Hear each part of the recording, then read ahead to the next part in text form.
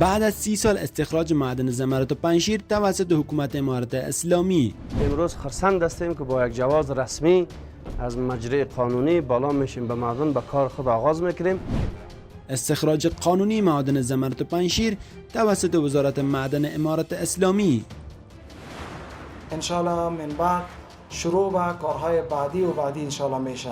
افغانستان بعد از برزیل، کلمبیا و زامبیا چهارمین صادرکننده زمرد جهان تبدیل خواهد شد. 750 معدن ثبت کردند که 500 معدن آن فعال و 2.5 معدن آن غیر فعال بوده. استخراج زمرد و پنجشیر چه مقدار عواید را برای حکومت امارت اسلامی به ارمغان خواهد آورد؟ جایگاه زمرد افغانستان در جهان امروزی در کجا قرار دارد؟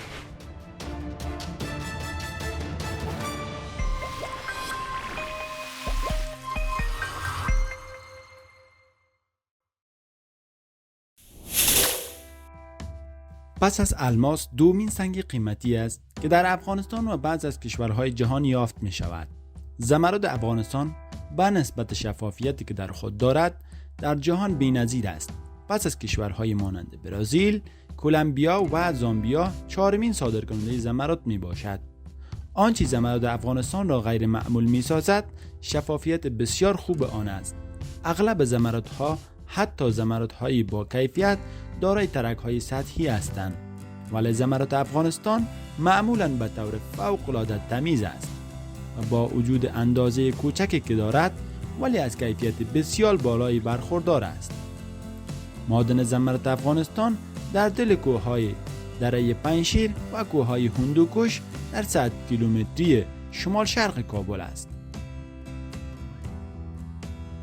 در ارتفاع 3 تا 4 هزار متری زمین قرار دارد. تنها با پای پیاده می توان به معادن نامبرده دسترسی داشت. دره پنجشیر تا اکنون 172 معدن کوچک و بزرگ سنگ زمرد را در خود دارد.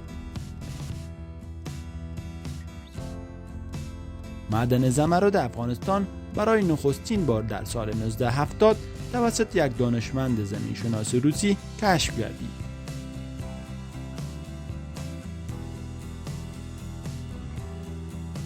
استخراج این معادن با دو شکل صورت می‌گیرد: قانونی و غیر قانونی.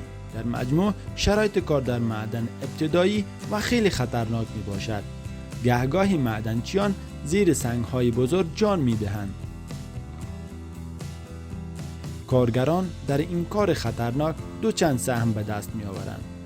شرکای مضارب آن هم سهم واحد را به دست می‌آورند و حکومت خواهان 15% این سود است.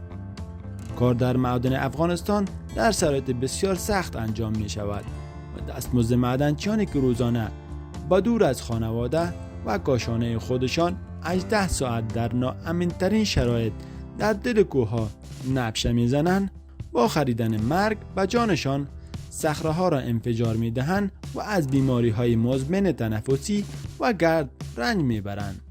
سود اصلی این تجارت زمرد افغانستان را که بیشتر از طریق پاکستان و هندوستان به خارج صادر می شود، به جیب مافیای این تجارت می رود که سالانه به 150 میلیون دلار می رسد. اما در صورتی که این صنعت به شیوه مسلکی به پیش برده شود، در حدود 1 میلیارد دلار نصیب دولت افغانستان خواهد شد. در حال حاضر کشورهای برزیل، زیمبابوه، زامبیا و کلمبیا بیشترین معادن زمرد را در اختیار دارند، ولی تولیداتشان در سطح جهان بیشتر است. مجموع درآمدهایشان از همین جواهر به ارزش 4 میلیارد دلار است. در مقابل افغانستان به ارزش 50 میلیون دلار زمرد و پنجشیر را پس از صورت نمودن به فروش می‌رسانند. بخش زیادی این سنگ قیمتی غیر قانونی به پاکستان قاچاق می شود. جواهر فروشان افغانستان دارای یک اتحادیه بودند و تمام فعالیت‌های آنها از طریق همین اتحادیه به پیش می رود. گزارش توسعه‌ای سازمان ملل متحد نیز نشان می دهد که سنگ‌های قیمتی افغانستان پس از تراش دارای ارزش مجموعی سالانه 5 میلیارد دلار است.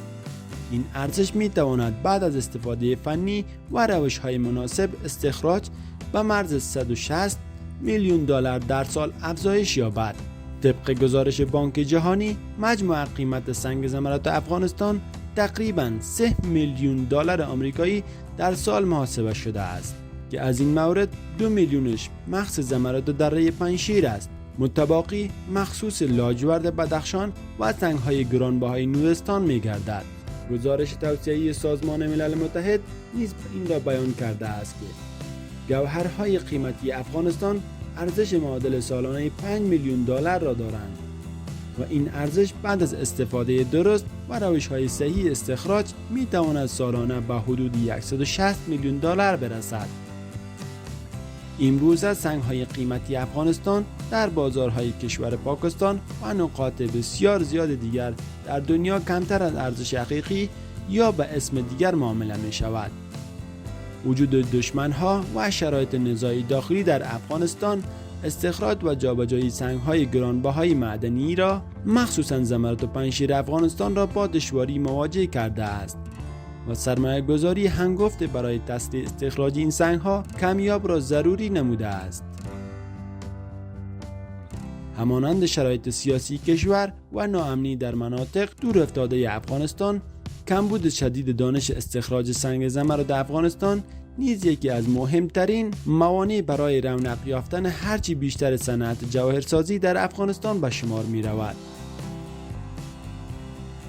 کار استخراج معدن زمرد در ولسوالی حصه اول پنجشیر با گونه رسمی آغاز شده است.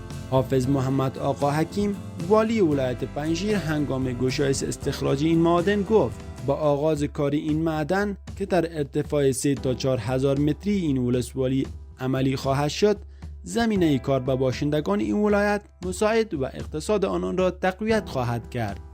انشالله من بعد شروع به کارهای بعدی انشالله میشه. مولوی محمد قاسم امیری رئیس معادن و پترولیم پنجشیر گفت که معدن زمرد پنجشیر به شکل پراگنده در دل کوهها و در ارتفاع 3 تا 4 هزار متری بالاتر از سطح زمین در ولسوالی های سفید چهره و حصه اول این ولایت قرار دارد و معادن کاران نیز پای پیاده به این ساحه می روند. 750 معدن ثبت کردند که 500 معدن آن فعال و 2.5 معدن آن غیر فعال بوده.